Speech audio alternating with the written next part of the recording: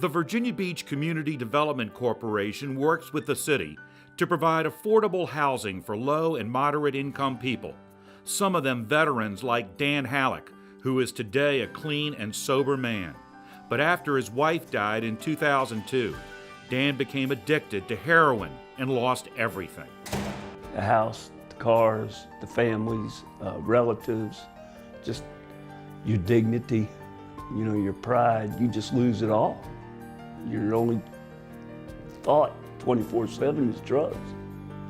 I was fortunate I could keep a job, so I had some income coming in, but you can't afford to stay in those hotel rooms.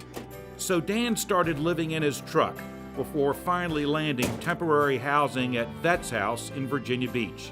Then he heard about the Vbcdc. They determined that Dan qualified for permanent housing here at an apartment complex for homeless and disabled vets built by Vbcdc.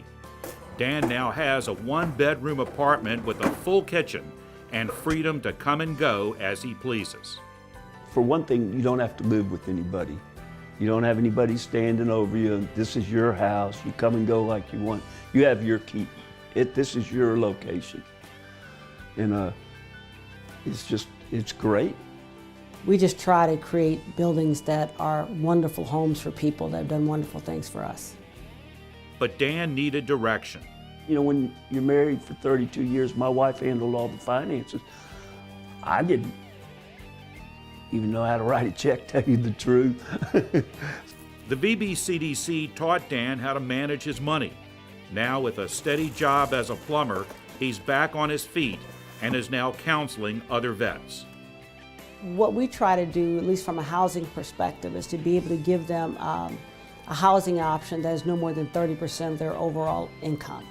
And that is really a great relief to people to know they have safe, secure home for their children that fits in properly with the amount of money that they earn. I got so overwhelmed and I even dropped myself down. I was so happy.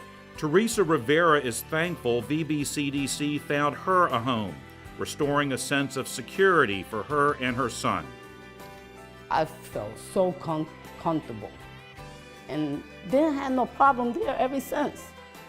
It's for single mothers like Teresa and veterans like Dan that Vbcdc owns and manages more than 400 units of affordable housing and is always thinking of new ways to bring more equity to the communities it serves.